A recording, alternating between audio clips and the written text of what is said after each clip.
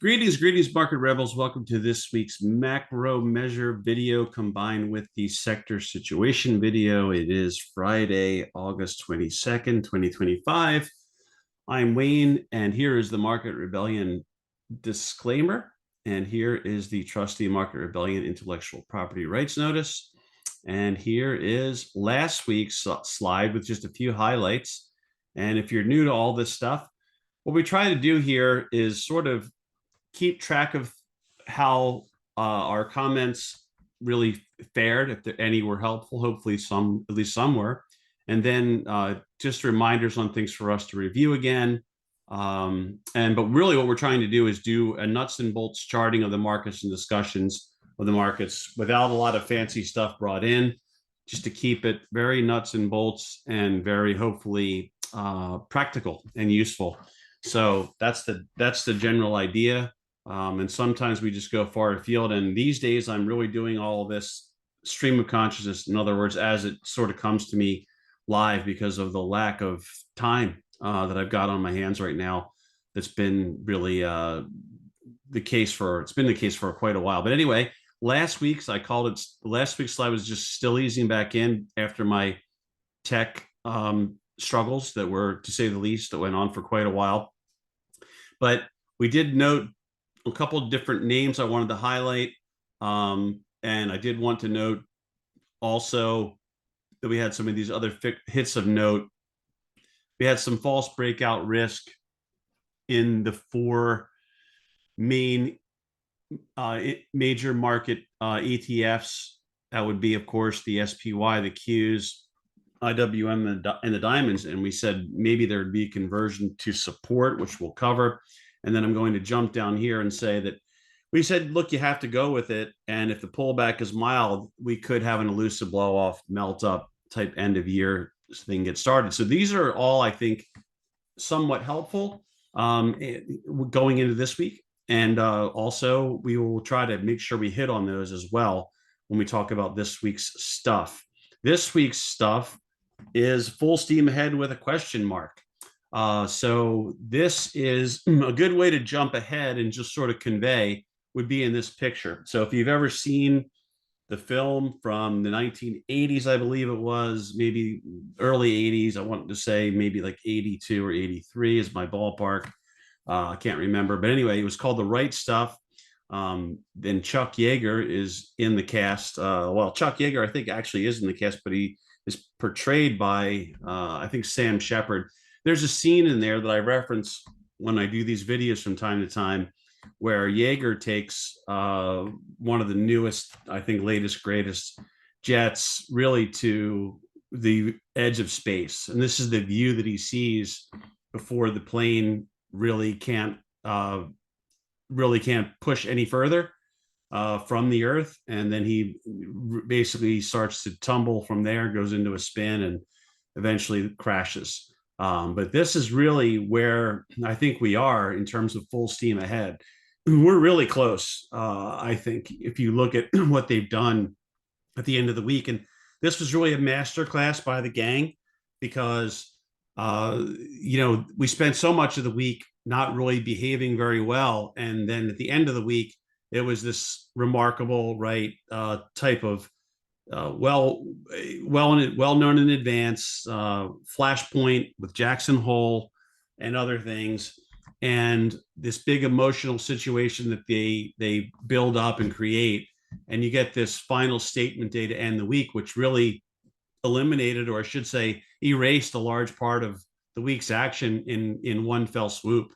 So that's just the gang being the gang, right? You see this kind of seller dominated market for maybe, if you do it in percentage terms, over 80% of the week was dominated by selling. And then you end up really where they rabbit out of a hat at the end. But we're not quite there yet, which is the reason for the question mark.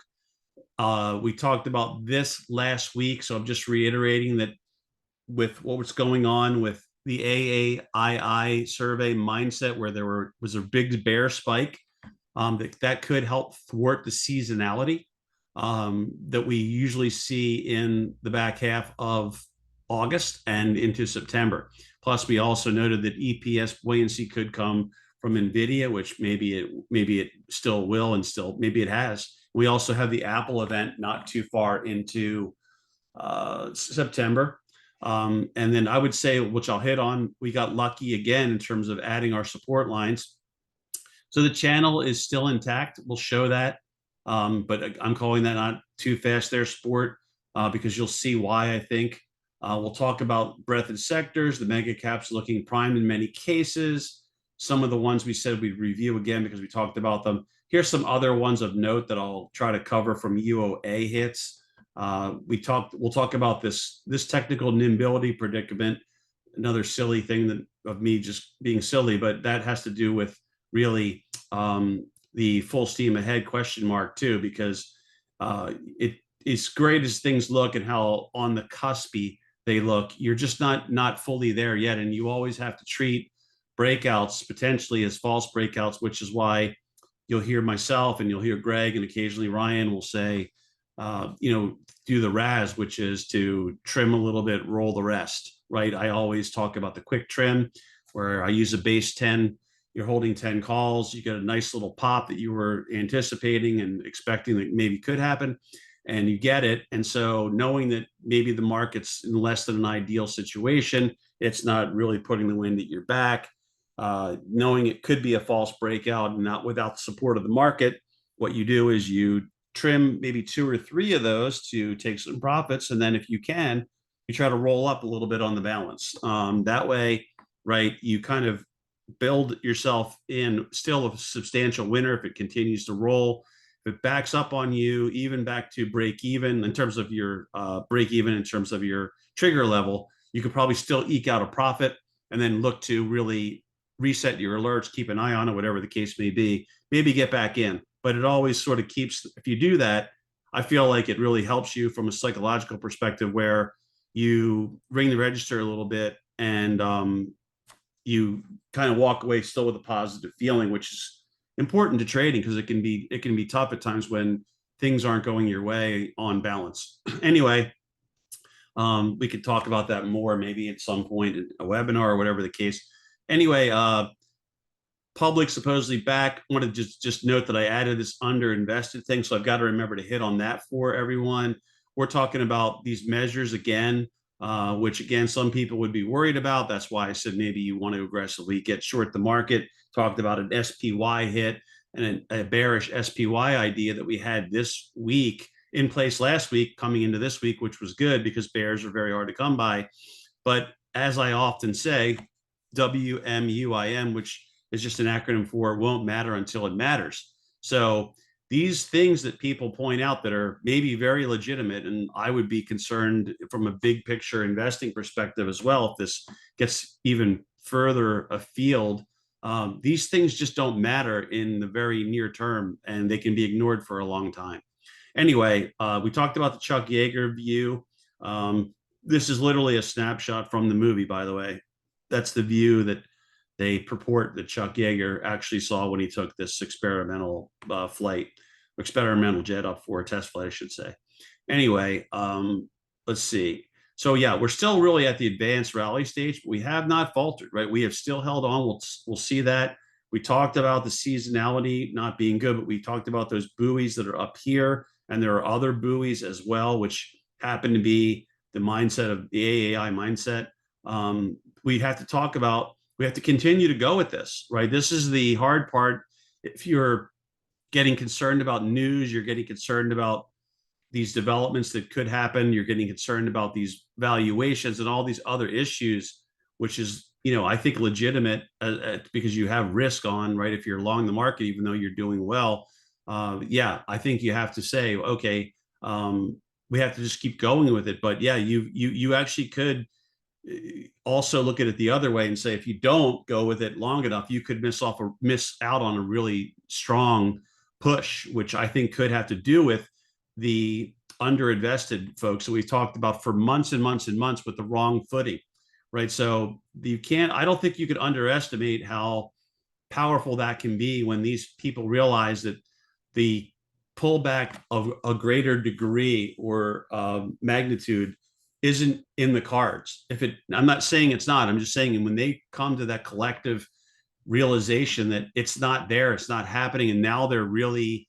running out of time in the year and they're underinvested.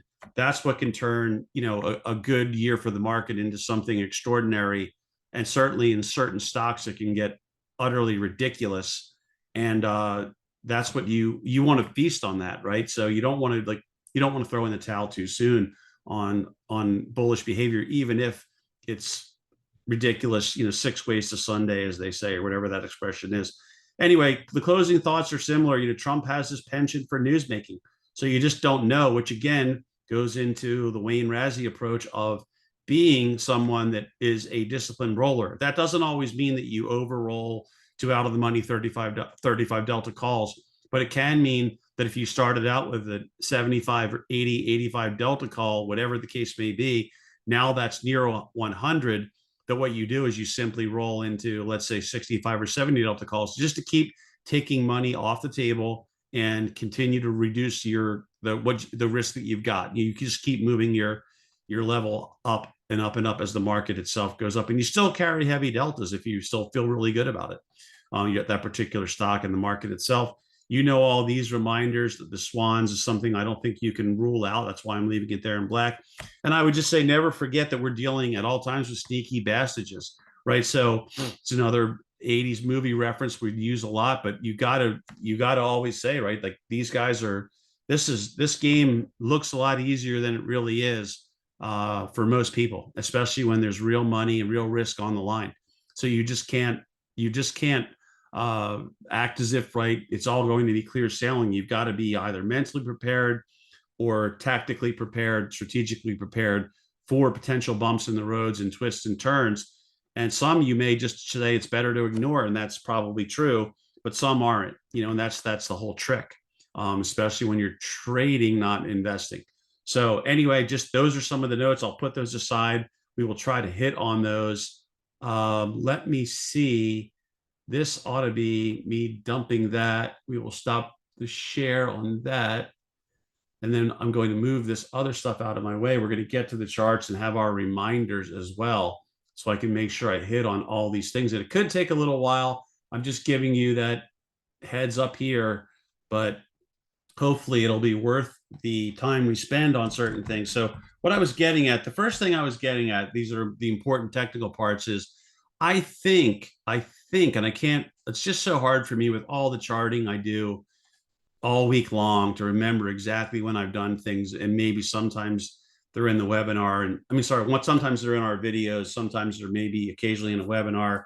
Sometimes I just do them on my own. But anyway, I'm pretty sure, I say pretty sure, as in like pretty sure, that this particular line that I've just made blue here, I believe I added that line during last week's video. And I think I may have tweaked this line during last week's video. So the whole idea on this top line that I just made blue, I believe I said something along the lines of, right, if you're going, we had that hit, and we had the false breakout risk because we had just barely exceeded, not really gone anywhere above the prior high in the SPYs. So my comments probably, or at least should have been, you have to get in early because there's not a lot of downside when you're fighting against the trend typically. So you've got to get in early and aggressively, and but you've got to also use something that's a real break. Like you just can't pick, well, you could pick a random level, but the whole idea is to pick something that I think technically is important. This particular support line to me became short-term support inside of the larger channel that you see drawn here.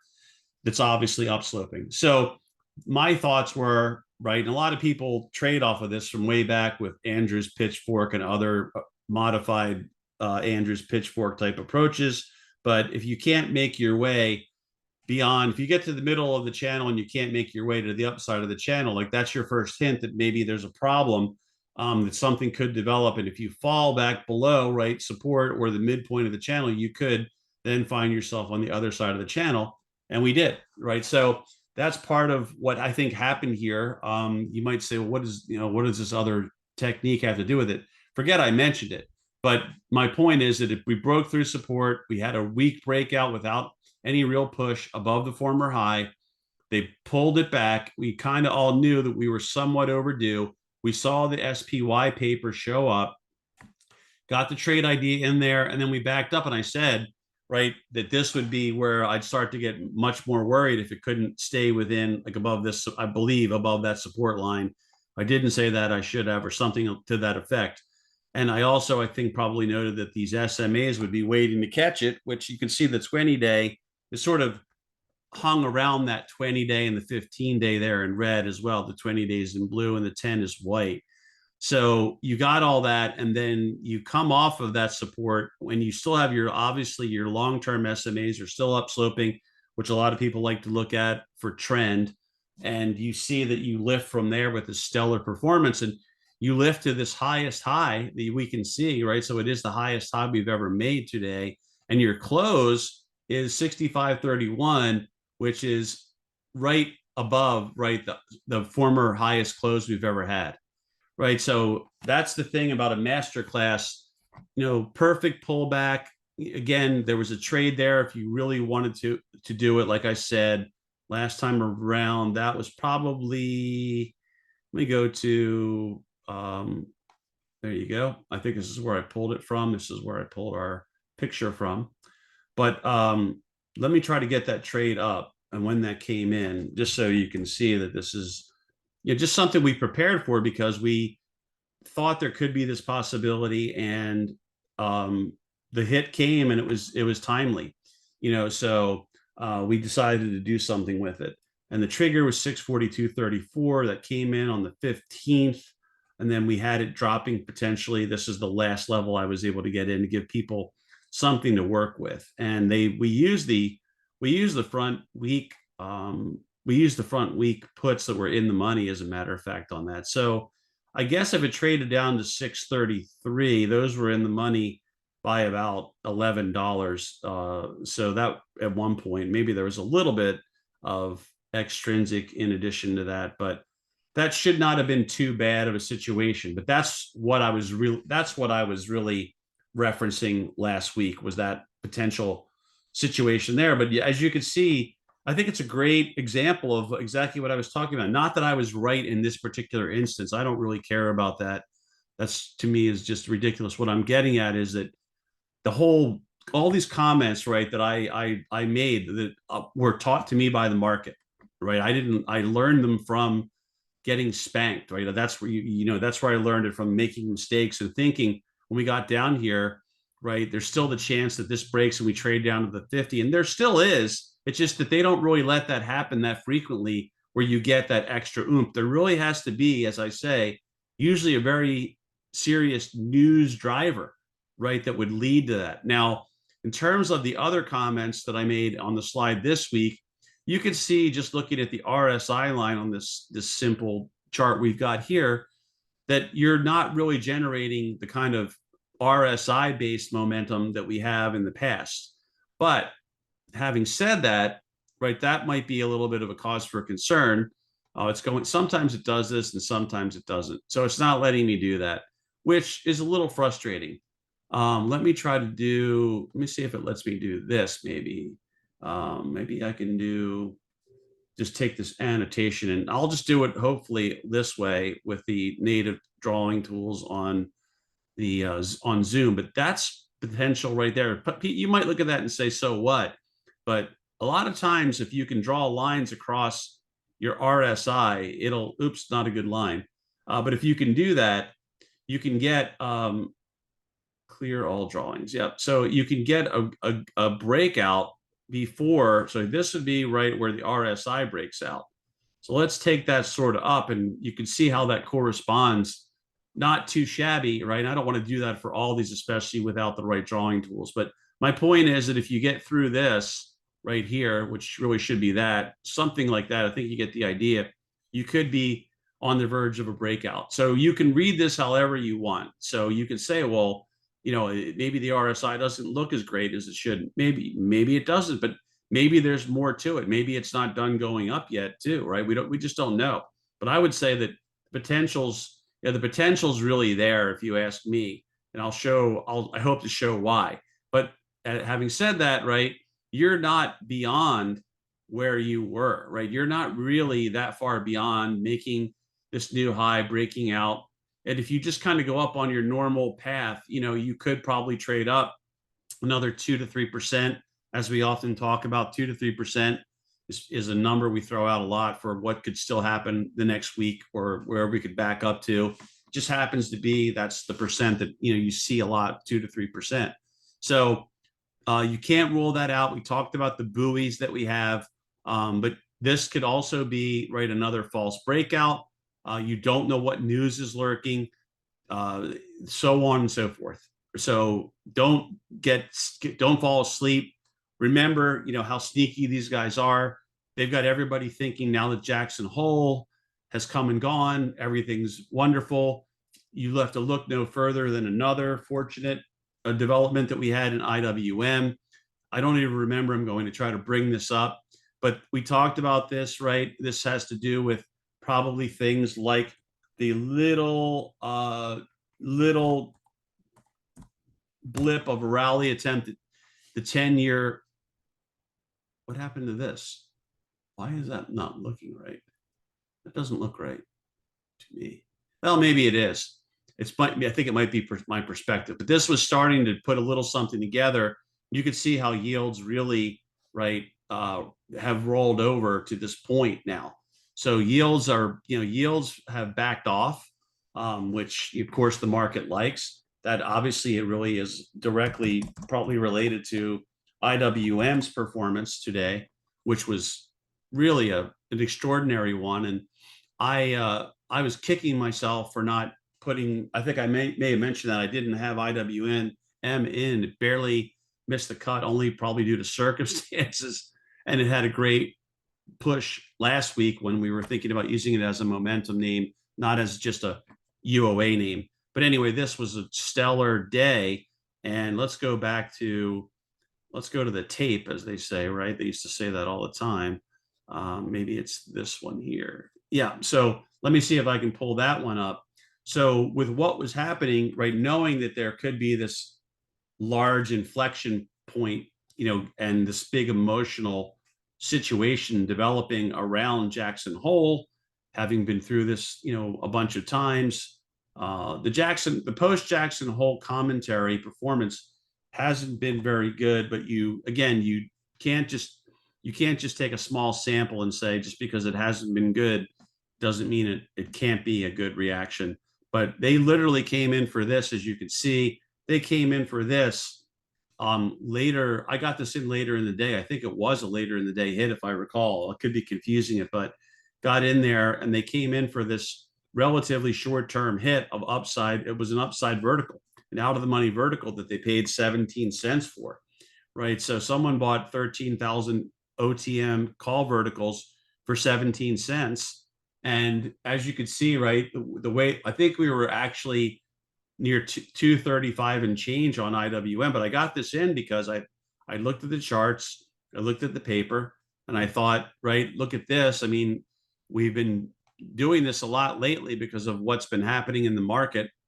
But once again, my way of just trading in the short term, the old school way, is just, if you break through there, you've basically taken out a week plus of resistance. You've got your rising SMAs, right? And you've got this big emotional event that could really trigger squeezing if they get what they want, which they apparently did. You've got your short terms trending up. They're all stacked up nicely, and your resistance gets taken out. So to me, that was one that was worth getting into our log for folks so they could maybe do something. Hopefully they did. I'm going to try to, let's see if I can bring that up for us, and I'll bring that over. And they traded the 28 and they traded the 234. Let me see if I can bring this over. Bring that over for us. So their strategy, this is the twin. Let me get rid of these drawing tools. Their strategy, they bought the 234s, and they sold the 236s. So that looks like it's worth mid market about. It looks like $1.10, and they paid 17 cents for it. So if you wonder, why would someone that is supposedly a big whale or knows their stuff or whatnot, why would they do this narrow vertical? I don't know, frankly. I would rather just pay 40 cents for the 234s and then leave it alone, right? Because look at how much better you do.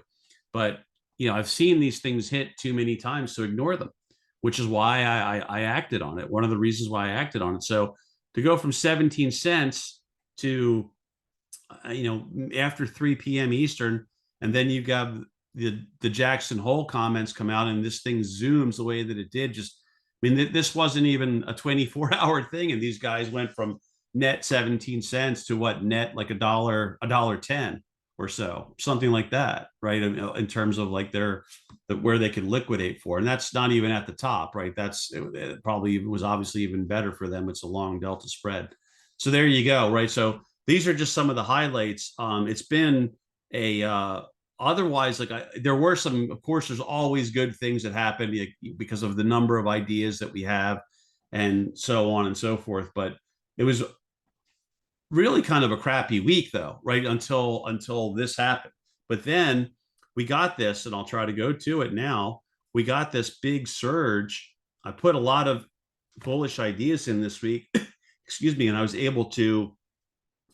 also able to get a few bears in here and there where I could. There was a little bit of bearish, but we've had a little bit of bearish activity. We just haven't had that much show up. We just have not had that, and you can understand why, right? Bears are just really, uh, they're probably completely demoralized with what's happened here, right? So people are probably almost afraid to get involved in a lot of bearish ideas, and they just don't see good reasons to yet.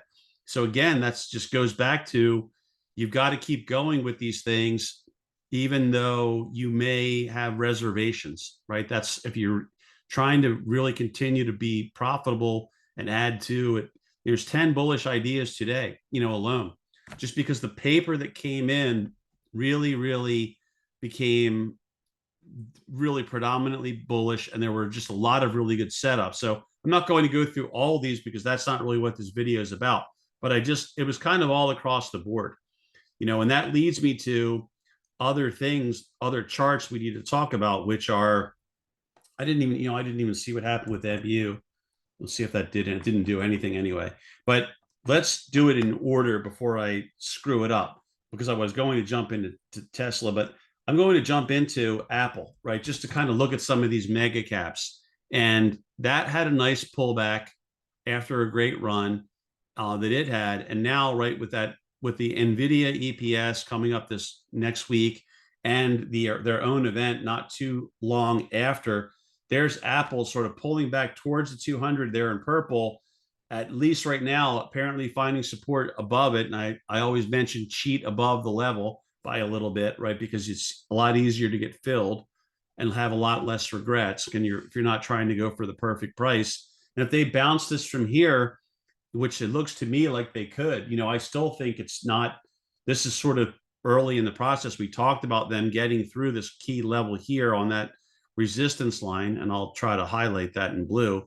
We talked about that a long time ago. It feels like in my mind, like months ago, maybe 6 weeks ago, something like that. They've done it. Now they're above the 200 purple. They hold here and start going again, right? They're going to be right back on the attack in one of the biggest stocks in the market, right? So that to me is sort of leaning towards where it's not overbought and they can keep running it, and they might have a higher low end above the 200 with a rising 20 right there in light blue, right? So there's some basic nuts and boltsy type of technicals there that look pretty good.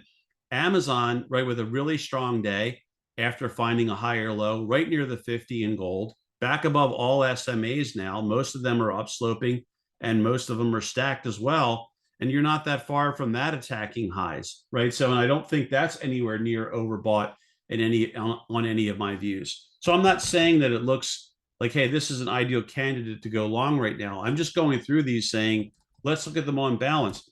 Google, which fortunately I think we along with Amazon and Apple, we mentioned a while ago as to really starting to look good.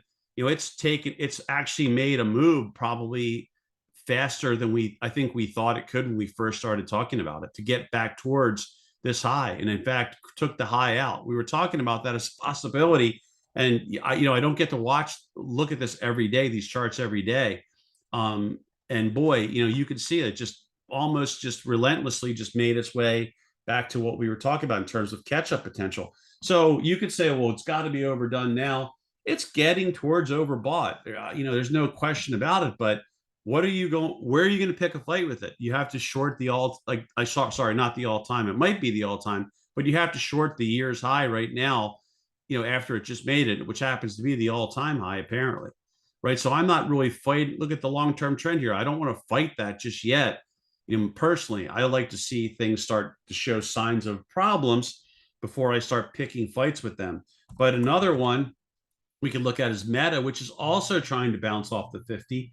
Clearly, right, with the backup that it's had over the last week and a half, and the fact that it cooled off, it is not overbought, despite it was overbought for the longest time, but it is not overbought. If you look at this down here, some of these indicators, these are very simple, old, classic technical analysis indicators, but some of them are showing some, overboughtness or overdoneness that you haven't seen in a while here. Doesn't mean it's the greatest buy right of the century. It just means that right it's holding trend and got in some ways overdone. So they could start to come back for this as well. I don't think it looks awesome. It's more of a possible bounce trade. I wouldn't hesitate if the market's still behaving well to put alongside play in there if we saw some UA, but to my knowledge, we haven't. Microsoft is trying to do something similar, but did not bounce as strongly today, right? So, but it too has kind of suffered and pulled back, and it's been extended. It's taken the stuffing out of it a little bit. It's not as overbought as it was. There's no overboughtness there. So that's free to go. Some of these obviously, right, are going to look better than others. I think Netflix is another one that's more sketchy, right? It doesn't look as good. If it gets back above the 50 there in gold, which is not that far away, especially for Netflix, Netflix is only about $25 away. Then it's back above all SMAs again. And then you get above this high, and what's really seriously going to be in your way. So if they've got all these people, they've got the public full steam ahead. They've got a lot of aggressive bullish institutions that are really going big into the market and have been. And they've got a lot, frankly, that have really lagged, that are probably now really sweating bullets, right? So you can't ever rule out the rug pull. You can't rule out news, as far as I'm concerned, whenever Trump is at the helm, because of his penchant for newsmaking. And some of it could come as a shock, I think, to the market, the kind of things that Trump is capable of. So there's that. But otherwise, right, if we just look at things in a vacuum, this market really took a turn for the better dramatically by week's end. And here is Tesla, which we also have an idea on. I don't even remember where I put this one in at. It might not even have triggered. I don't even remember. I'd have to go look at it. But we had UOA here in Tesla. We also had UOA in NVIDIA, another one of these megas. And this was bullish, ostensibly very bullish and very large, which I'll try to show it right now. Let's jump over to that as a matter of fact. Let me try to we might be able to do both of them without having to go anywhere. Yeah, so we have an update here. So I guess Tesla did trigger. It traded through our trigger, might have made it to the first target. But anyway, there's a very large upside call hit in there. You can see that one right there, right? That's quite a bit. That's quite aggressive right now. Could that be a hedge? Certainly. There's no doubt that in my mind that somebody could be wanting to short this name and decided to buy those calls as their hedge. I would buy not too far out of the money calls as my hedge if I were, shorting myself. So I can't disagree with whoever may have done that, but at the same time, it could be a legitimate call side positioning. Let's see here. I'm trying to get us over to the NVIDIA hit that I put out late. Yeah, because I already had an idea in here that fortunately did not trigger, which is good. It never sniffed the trigger, which was good, that we put out last week.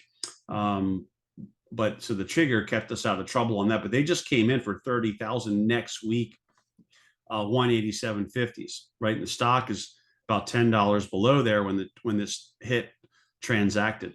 So you could look at that the same way. Now you could say, well, they've got these as well, so they've got this spread going. But again, spreads are not something I rule out. Where just because I'm not a big fan of spreads, sometimes they're just a necessary evil, and the players that are putting this trade on, they might like that.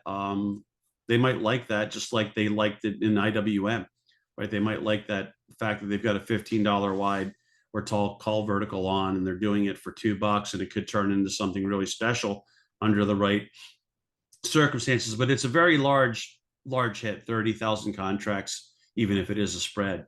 So they've got, if these happen to be right, those are, you've got the Apples, the Amazons, you've got Google. These are all behaving well. Other things are so-so, but other things are looking poised, more like a meta to try to rebound. And now you may have Nvidia and Tesla joining the party. So Netflix we didn't like. Even I think it's not really mentioned that way, but I mean Berkshire is up there, and Berkshire as well. Like that is working its way back, right? That is working its way back, and you could see that there's very little SMA resistance left for Berkshire. So if it can go, right, it's way off. It's got the gap to fill. So if they do sort of do this end of year thing, there's another big name that could really start to motor, and let's take a look at JP Morgan again, breaking back up, another large name.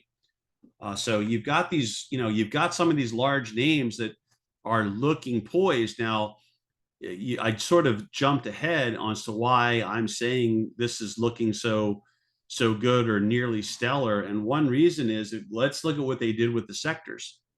What did they do with the sectors? And I'm just going to do a quick look, but luckily I'm so happy to see this because I didn't even have time to follow it. But we got some energy names in there this week on the call side in the last couple of days.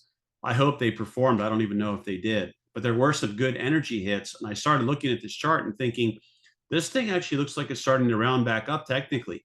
So hopefully that did work. But your tech leader, this is essentially very similar to SMH, got back on its feet, nice little corrective activity, sort of a double bottom or W sort of forming there.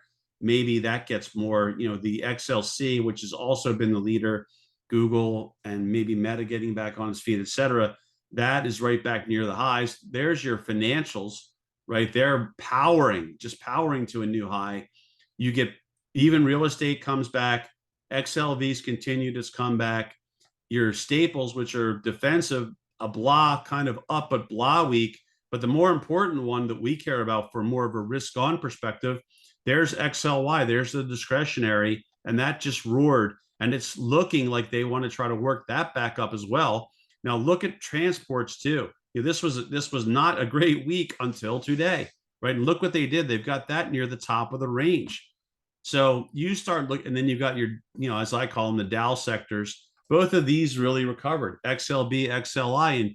And I think XLU, I have to start concluding it's more of a risk on, but I don't think it really is a bad sign that it didn't do much at this moment, because I think what they did is just went elsewhere with some of their allocations right now. And you might say, well, wait a minute, like this week, on the one hand, you're saying this week sort of was crappy, which I think it was for some trading action without a lot of bears that I was able to get because I don't have a lot of bearish UOA to work with. Luckily, our Rebel Pit Pro momentum names that look like they could break out or fall apart, a lot of them fell apart. So I was able to help out, I hope, that way by helping on some of those selections on some of these stocks that had really big pullbacks, but this week earlier. But you could say, well, is it crappy or is it good? But I hate that it happened this way. I'd rather see it work out more strongly. But you have to give them their due that the way that the week finished is very strong. In these, especially in the sectors over on the right hand side of these charts, they finished very strong. So in the end, that's all we have to go with. I think you have to say, I don't care that the action, in most cases, I don't care that the action sort of stunk for most of the week. What I care about is what happened at the when they tallied things up at the end, like who won. And you have to say, well, so you might say, well, it's a squeeze. But I mean, I would argue that a lot of what we see in these advances in bull markets are squeezes. That's a lot of it's just squeezing, squeezing, squeezing. A lot of it's real too, but a lot of times it's just the big jumps happen on these squeezes where people think there could be a rollover juncture and it doesn't materialize, and then they have to scramble. And I think that's possibly what happened here as well. So I don't really listen to the TV or things like that, or YouTube podcasts and all that to see what other people think. I'm just relating my take on it from having done it for so long. So I just like to kind of keep it somewhat like my own thoughts and not glom on to this, that, or the other thing. I'm not saying it's bad to listen to people. I just like to try to it serves me best to just formulate my own opinions and go from there. And most of that's based on the charts and what I see in the charts, not these other things, because I think they tend to be distractions from the action. But anyway, that's why you always hear me say, like, just go with the chart. I don't really have great forecasts in terms of my thoughts, and what I think will happen in my crystal ball isn't that great, but I can do okay, maybe a little better than okay with the chart work. Okay, so the sectors look really good. Now, we often check breadth along with sectors, so that's what we'll do right now. And I think I'll make the switch for us, and that should have popped up behind here, and it did, fortunately. And I'm not going to belabor this, but I'll get us out of JP Morgan just so there is no confusion. This is the basic market breadth chart we look at most of the time. And you can see the SPYs are up there. You can see that really clearly defined channel. You could see all the stuff we added last week. You could see what they did. And we were talking about how the breadth wasn't terrible, but it wasn't incredible. Well, it's become really great again. I mean, look at what's going on here with this advanced decline cumulative average. Look at all the stocks that are now back above near highs of how many stocks are above certain SMAs, as in the 50, the 100, the 200. The cumulative volume index, I'm not going to talk about. It doesn't seem like we're getting a good scaling on that. Let me try to get us with the McClellan's a little bit better as a result. But the McClellan oscillator is that obviously perked back up. McClellan's summation, after sort of dawdling, it's turned up as well. You've got your new high, new lows. Those are starting to perk up in a bigger way again. It might be the start of something, right, where we start to see a stronger push. But this is really, compared to where we have been for a while, this really took a big leap, and things are really looking much, much better. So when you look at the sectors and you look at you look at this market breadth, all you can really say is, wow, that's looking really good. Now, the other problem is that, number one, let's go back to the basic charts. One problem is that this is somewhat the summer doldrums, so it's somewhat understandable that the VIX, which we mentioned and talked about how hard, we talked about how hard it is to position when you're an individual investor versus a desk trader or formerly on-floor market maker, things like that. I'm going to get this to just be able to show a little bit better. So let's see if it lets us do that. But we are getting down there. I believe we're very close to the 2025 low, and we are at the 2025 low going out. Now, this can't be a surprise in some ways, well, especially because we've talked about it, how this is often a really rough time to own volatility. And I think I even said, like, I wouldn't own near-term vol because I know what typically happens, but I would be happy to scoop up November and, well, October to some extent, November, and then February. These are where I would be jumping to back in my old volatility arbitrage days, and I would be selling a lot of the other stuff around those. But anyway, the point is that this is becoming a buy, but you don't want to buy too soon, just like we said last week. But this is really, right, a sign of there's not very much fear.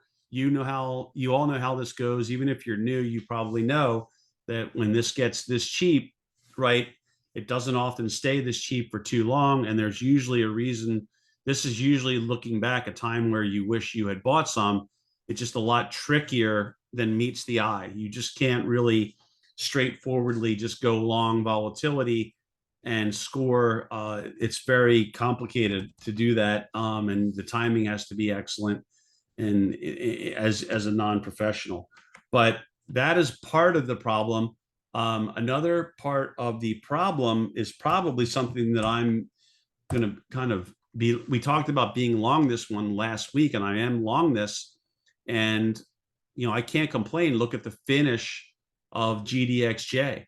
And I did put a GLD idea in. I think Wednesday, or I don't even know how that did. Wednesday or Thursday, I got a GLD idea in, but we had paper in there, and you can see, right, this thing starting to maybe emerge. And I don't remember. Let's see if we can find that one. I'm Just bear with me because I'm sorry. I just cannot remember all the stuff that I look at. I have so many alerts set as well. I try to keep track of all these things because sometimes I don't like to overcrowd our trading log with too much. There are times when I do because I have to, because I feel like the market is in that kind of position where it could either really break down hard or break out strongly. And right now, I think I'll be the way it looks now. I'm aggressively. That's why you saw 10 ideas. The service is set up to deliver 10 to 20 ideas per week, but today alone, 10 ideas were added, and Fridays are usually a quiet day. But when things are shaping up, right, you've got to strike at the right time. You've got to do your prep at the right times. So it's not an easy thing, but this made it through the first target. So it did make it to 311. I wasn't sure where we triggered. We triggered at 308.47. So it started, right. It's sort of maybe on its way somewhere. And that's just been a relentless thing. And so the whole gold, XAU, we should probably bring up XAU, but I've been talking about XAU, GLD, PSLV, SLV. I'm in different things. I keep switching back and forth like a jackass because I can't help myself. But I'm just long physical and everything else. Like, so I'm not complaining. It's just that, like, I don't have the time to do exactly what I'd like to do all day long because of my other responsibilities. But you can see, like, this is a problem though. Like, why, my big question is, right, you can go investigate this. I'm not getting into it, but why is this happening? Right? Why is this happening? And so, not really what you want to see, right? That people are reaching for these so-called relics to the extent that they are. But this is indicative of something that's probably very concerning, or many things that are probably concerning, and maybe some things that are actually really constructive, and very helpful, and could be real game changers for people. But they're also things that could be disruptive as well at the same time. So I think you have to just pay attention to the fact, like, well, wait a minute, when gold and silver are screaming to new all-time highs, that's not really a good sign. This is not, these are looked at as sort of stores of value hedges. They're more or less defensive positioning for most people. Why are people snapping these things up and driving these things the way they are? So I don't think I got my roll in on this one. So I'm another jackass move by me because I got busy at the end of the day, and I think it's probably would have been prudent to try to do something in, at least with some of my contracts in there, but I just couldn't get to it. It's really not that overbought yet, but I think it's definitely could have another leap and all that. But I just kind of feel like, I probably, with the run that it had for me, I probably should be doing a little something, and I just didn't even get to it. But just because I'm just spread thin for time. Anyway, so that's the VIX, and that are the problems. There was a VIX hit. Okay, so let's just show that, since we've been hitting on these things, just so you all know I'm not pulling the stuff out of thin air. We have not seen that many. I think Dr. J, John Nigerian, may have mentioned something like this on Twitter. I'm not positive, so I don't want to send you there, and then it turns out I was off. But I think he might have said something. Someone mentioned that. Might have been Greg McDermott mentioned that to me. Anyway, this was the hit. And I think he's talking about our friend 50 Cent, who tends to deal in these way to the upside spreads in the VIX calls, and does them huge, kind of like 75,000 lots and things like that, and does them cheap, right? Where, much like we saw those other out of the money verticals we discussed, it's a cheap outlay with a tremendous, risk reward if you knock it out of the park in terms of like, your risk to reward ratio, and like you're going to 5x, 7x, 10x what you put into it. So anyway, this is just one of the relatively recent hits we've seen for spreads like this. So this player seems to be thinking, at least the possibility exists, that something could be brewing that's pretty big, because I think the all-time high, I want to say the all-time high in the VIX is only 80 something. I think. I'm kind of like 80 something, right? It's might even, that's fair, obviously very high, but I could be wrong about that. Let's see what it says. And you have to go back to, it's 89.53, it appears, with the data I have, and that goes back to the financial crisis. But I mean, to play the 55, long the 55s, my cursor is right near 55 right now. So that's where they're really getting along. Not that the spread won't appreciate before then, but they're playing the 55 100 spread. So that's quite an upside spread, to say the least. So these are interesting things that I think, again, bear watching and tell you maybe everything under the surface is not ideal. Now, let's go back to other things, since we kind of showed that I think this market does look great on balance, and even some of the big things are set to go. Now, Ryan, my partner and main MR commentator for all the services that we try to help out in, he's thinking that there's bigger problems at Nvidia, and obviously that would be a big problem for the entire market. So he talked about that a little bit this afternoon.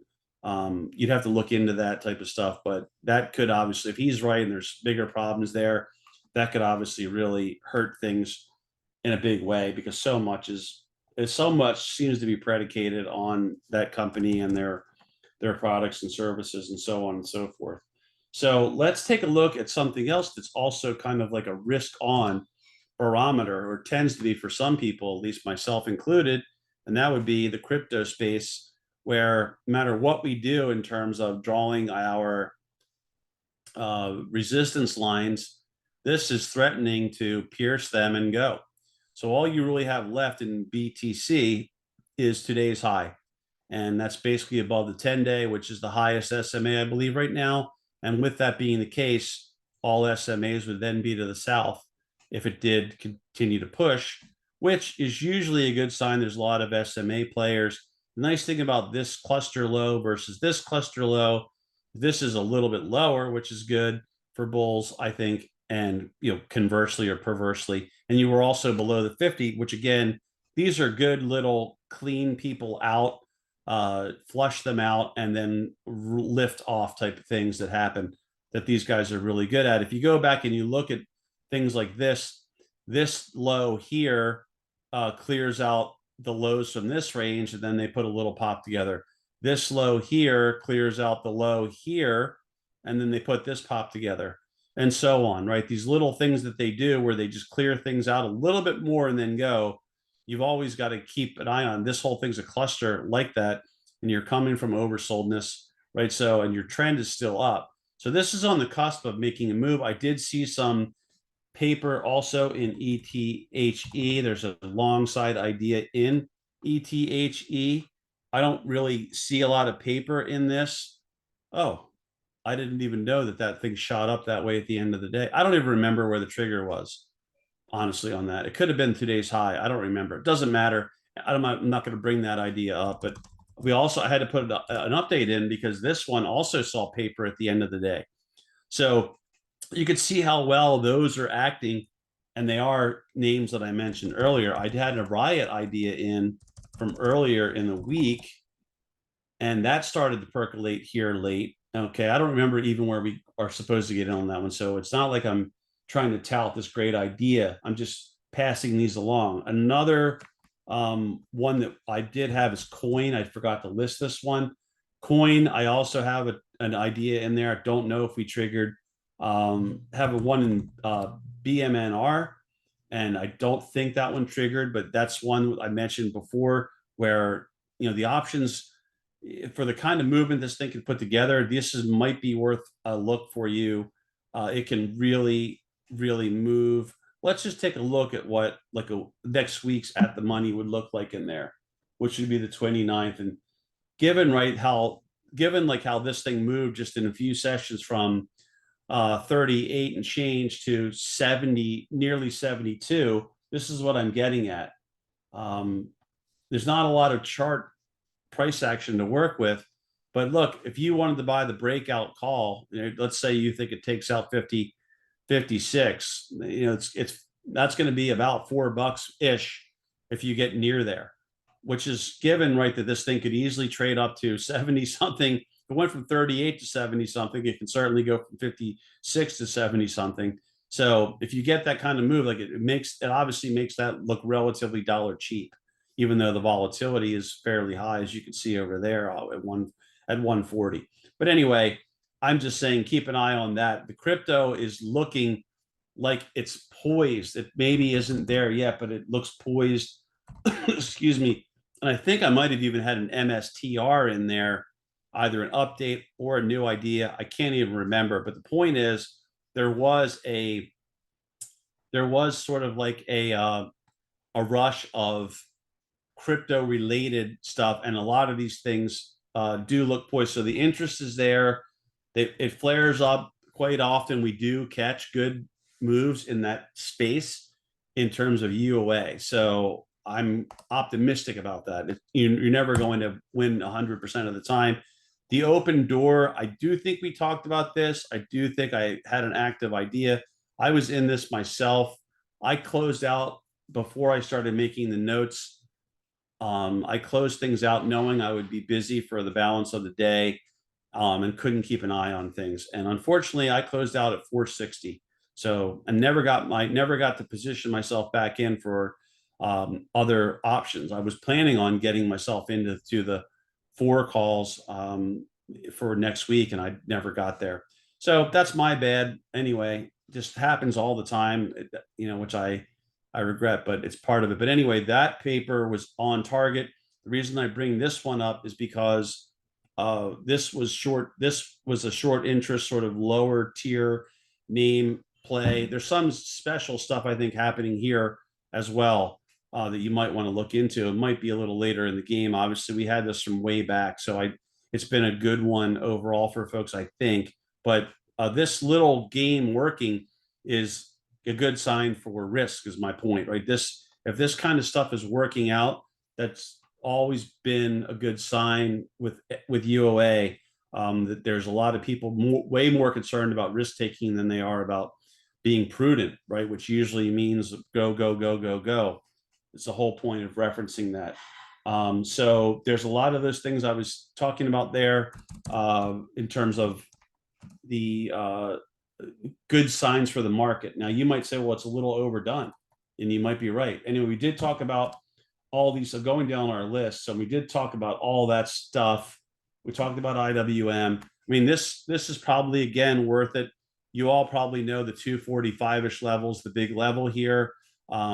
We talked about it many times, and it's working its way back up towards that. I mean, I don't think you can rule that out if they put a screamer together into Labor Day with Nvidia as sort of like the exclamation point on that. If they jam Nvidia, which jams the market, don't know if that'll happen. Ryan does not think that's the case. I'm not even remotely suggesting it will be. I'm just saying it's a possibility that could happen. But this thing looks really good, and if they're getting the rates that they want now, this could really see some flow into it capital wise, where now they think it's finally safe to step into small cap land. And remember, I talked about this many times. There's so much potential here because of how much this lags relative to the Qs and the spiders.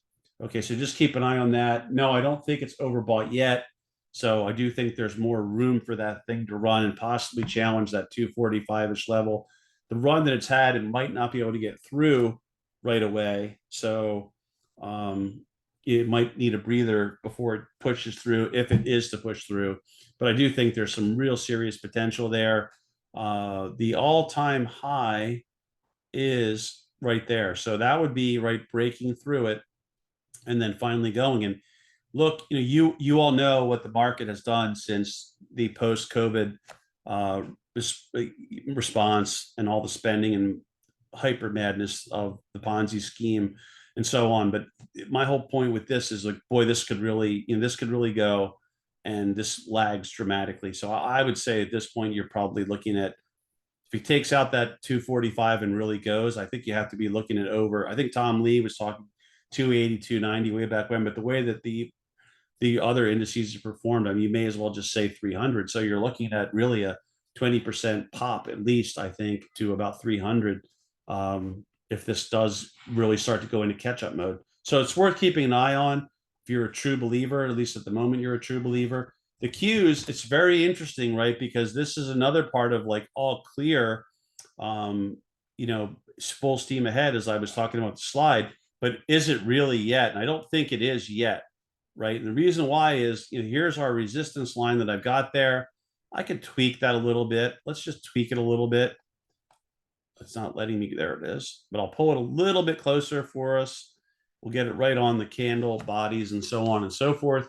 And it's right there. But so you got to take out this high that we made today. But that's sort of right off a little bit more. Does not look as good as SPY. Trend is still intact and so on and so forth. Only needs a little bit more push. When I think about 575, you have to think that it's got a good chance at least of attacking, getting close to the former all-time high. But you're not quite there yet. So it has to do a little bit more work.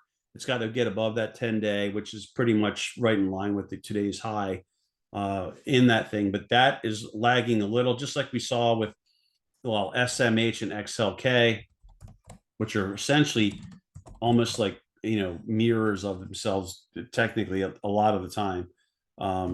But yeah, that's very similar, right? Where you just got to do a little bit more pushing and then you're back up. And so that's obviously the leader area. We talk about it all the time in the form of XLK, which is similar. You just have to look at the components, blah, blah, blah, blah, blah. But this is all close to breaking out. IWM did try to break out. It's got a little bit more to go to really break out, bigger picture. And then diamonds too, right? Look at that. That's quite the recovery, as we said. Like, you right now you're there, and if you say, well, where does this thing go? And you can forget about all those fibs, right? I don't want to get into the fibs. Not that that's anything special, but we only kind of go to them when I think when we need to. They're not really something that I talk about a lot in these videos, but I'm looking at it more of like, this is, let's say that we're using just the simple channel concepts of yesteryear, something you might see on the carousel of progress someday, where we'll have a stock analyst charting with a yardstick and a mechanical pencil. But anyway, look, that's sort of a broadening channel there, and you just took out these highs. So you could say, well, where do you go to? I would just say that the larger channel you're operating in has you going much higher. You can see where the top of the channel is. On this particular one, which I'll tweak if it lets me, I would do this right here, put this over here, and then let me see if I can pull this down. And I want to get us a good line there, and it's just giving me a fight. It's just, I don't know why it's giving me such a fight, but it's kind of giving me a fight. And in the short run, it might be getting a little close to where it could hit some resistance. So you might have a little trouble if you go up a little bit more, maybe you back off. So maybe they continue the rally a little bit next week, hit a little bit of trouble up in here, maybe 463, and then you back off a little bit, maybe before there, if and when there would be a bigger pop. But you can really see that this had sort of that consolidation, triangulation happening with these highs right in here, right? So you got that white line, and then you've got the other triangle type line in there, and you busted through. And so technically, right, you're leaving this consolidation. There's other patterns people would point out, I think, too, but we don't need to belabor those, kind of like that inverted head and shoulders we talked about so many times. But now that it's busting through, this portends really good things technically in terms of where it would project to. So I don't think you can rule any of this out of there. There really could be a blow off. melt up type scenario. And you might say, well, it's already stupid. You might be right. But again, we have to go back to the slide with the acronym, and it won't matter right here. It won't matter until it matters. And that's one lesson I learned, is that I knew, because I was dumb enough to research everything for too many hours. I knew a bunch of things that a lot of my colleagues were not aware of because of all the reading that I did way back. This is way back when, but it didn't matter, right? It never really hurt them until they would sort of become shocked, like, what's happening? Why are we falling apart here? And I would know what was happening a lot of times, but it didn't hurt them not to know that for 95% of the time, maybe even more. So knowing that there's really issues there, it might be worth it. It's just, you have to train yourself, I think, not to act on it. You have to train yourself to just go with the flow, to go with the trends. But yeah, I mean, I think, again, much like I said, I think last week, don't think I turned into a Tom Lee-esque perma bull or something like that. I really am just trying to objectively read things and try to give us some little things we can hopefully use for the week, kind of have in the back of our mind. But you've got the diamonds and the spiders, making these highs. The IWM is breaking out. The Qs are on the cusp of doing it. Your breath looks great. Maybe it can get a little better, but it looks pretty darn good. And you've got your sectors looking pretty darn good. And you've got, right, them sort of thwarting. They've got a couple buoys, we said, and they've got a little bit of negative AAII that's a little it's converse, right? Because it's contrarian.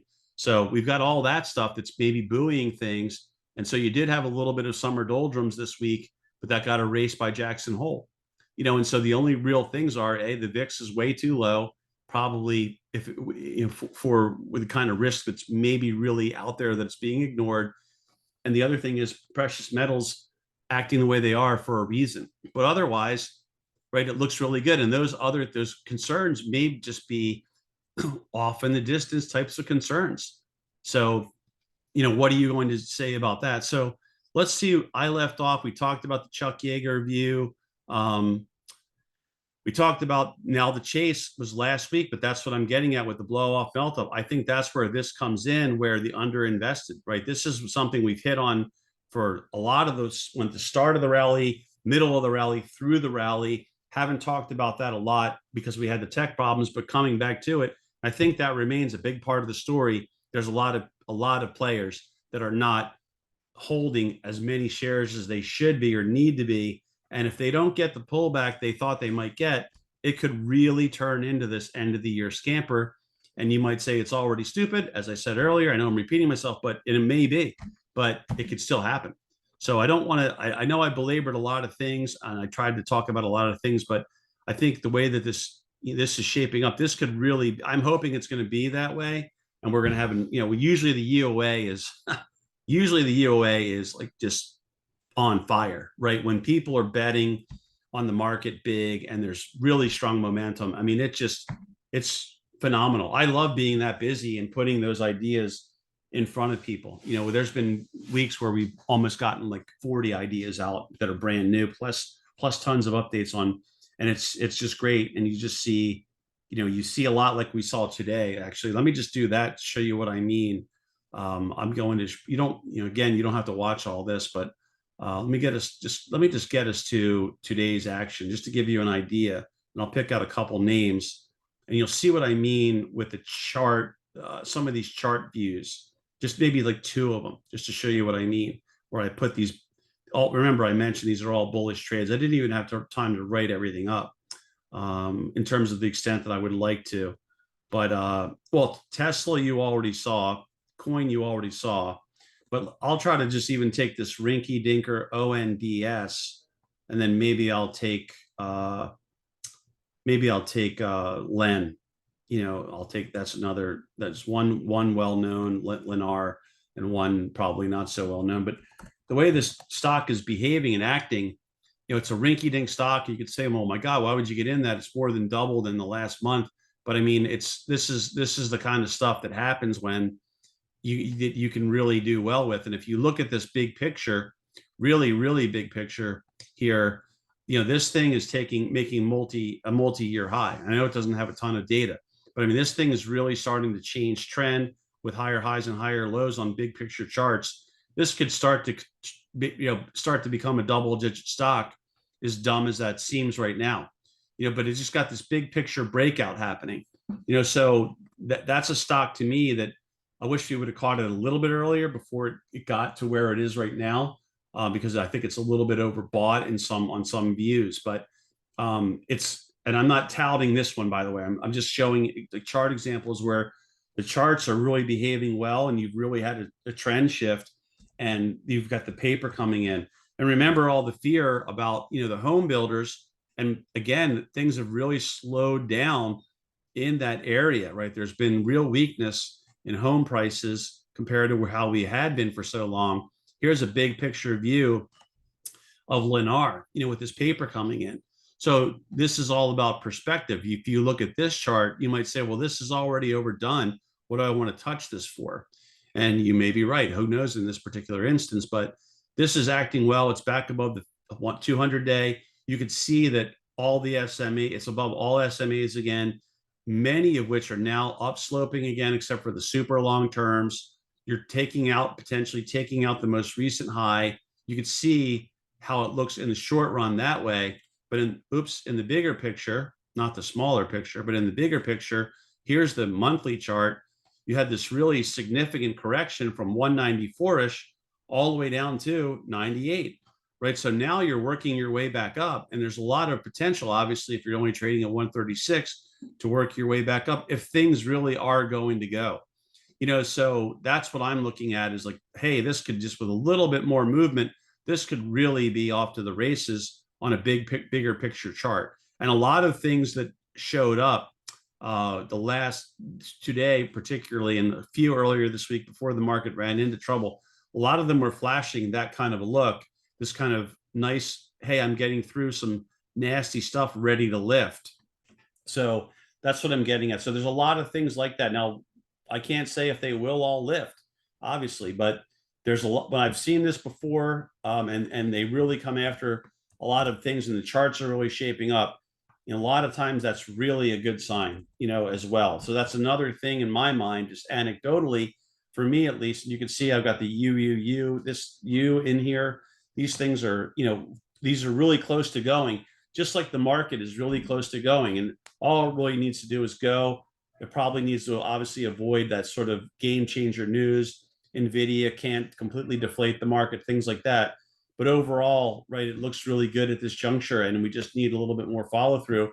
And I just have to give you that final caveat of just don't let yourself get lured in just because it looks great now. This is just a snapshot in time. You always have to think that as a short-term trader, I think, where you just, like, hey, things can happen. So even our TE, I meant to talk about that more. Even our TEM, our TEM, which I was talking about last week, and I liked it, and I could sit here and act like it was wonderful, but it wasn't, right? It had this really nice start to the week. They put a real serious dip in on it, and then they jammed it up here, but then it backed off a lot. So I did okay in there. I'm happy with, been a good week, and I'm still in it. But it didn't finish as well as I'd hoped. If I had more time to look, I might have even done something about that, but I just ran out of time. I couldn't do much about it. But that's the thing. Like, if I had a spread on, so I wasn't really I wasn't panicking when things were getting hit hard, because I knew I had a spread that I could lift one side if I saw it turning, and that would really enhance my potential there and all that kind of thing. But if I were able to kind of watch it in real time, because I could dedicate the time to it, when I started seeing the market really weaken and a lot of these types of stocks and related stocks getting hit hard, I probably would have neutralized my delta to some extent and let this thing deflate, and then waited for a turning point, and then reestablished more of an aggressive long. But I don't have time to do that. That tends to be my style, to try to do things like that, make adjustments, and try to be proactive about them and all that kind of stuff. But overall, that it moved up for us from last week. It closed last week at 73 and change, and it traded up to 85. but the path it took was a little tricky to say the least. And that's what I'm saying. Like things can really shift quickly. So even if you're right, if you went from a nice 79-ish high to a 67-ish low. There's a $12 beat down between Monday's high and Wednesday's low. It's pretty big, right? So not quite 20%, but it's getting there. It's getting towards 20% just in a few days' time. That was a pretty severe sell-off for a short period. Luckily, it recovered and all that. But that's what I mean. Like that's why things can change quickly, and that's why you just can't, despite everything looking really good right now, I'd say a nearly stellar, you got to be ready to make your adjustments. And once you make the adjustment, your job isn't done. You have to then be ready to adjust again. That's just part of this game, and it doesn't always go straight up. It doesn't always go straight down, and you've got to be nimble and you stick and move, stick and move, stick and move. And I think you can come out ahead if you do that, if you're dedicated and you're doing the right things consistently. So I went real long. Sorry about that. I just wanted to share a lot of these other little things that we saw maybe may matter and may help. And I do hope that something I share with you helps you out this upcoming week or some week in the future. I want to wish everyone a great weekend. Hopefully you'll get this early. I'll do another one here before Labor Day weekend, next weekend.